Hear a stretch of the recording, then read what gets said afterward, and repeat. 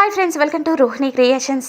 ఈరోజు మనం చెప్పుకునే విషయం ఏమిటి అంటే ఒత్తిడిని బట్టి ఫలితాలు ఉంటాయండి.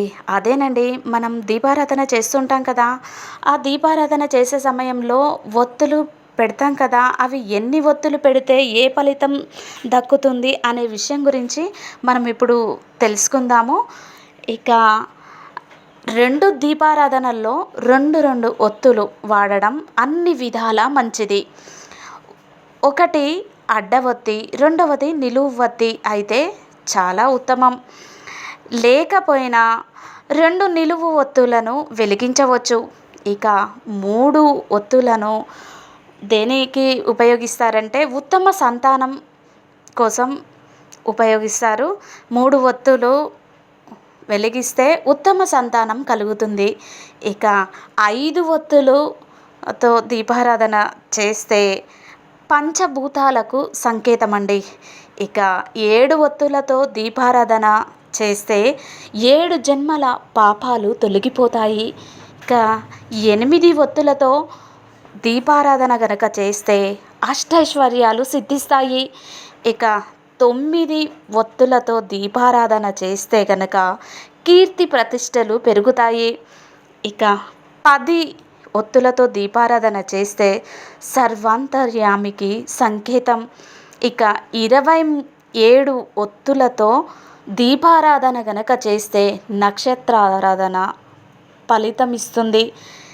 ఇక 108 ఒత్తులతో దీపారాధన చేస్తే సర్వరిష్టాలు తొలగిపోతాయి. ఇక 360 ఒత్తులు వెలిగిస్తే 360 ఒత్తులతో దీపారాధన గనక చేస్తే మంచి ఫలితం దక్కుతుంది. అది ఎలాంటి ఫలితం అంటే 360 ఒత్తులతో చేస్తే సంవత్సరం అంతా మనం దీపం వెలిగించిన పుణ్యం దక్కుతుంది అండి. గోవులలో 33 కోట్ల మంది దేవతలు కొలువై ఉంటారంట. అలా కొలువై ఉంటారు కాబట్టి ఈ అక్షయ తృతీయ రోజున గోమాతను ముట్టుకొని నమస్కారం చేస్తే 7 తరాల ఐశ్వర్యం మీ కుటుంబానికి వరిస్తుంది.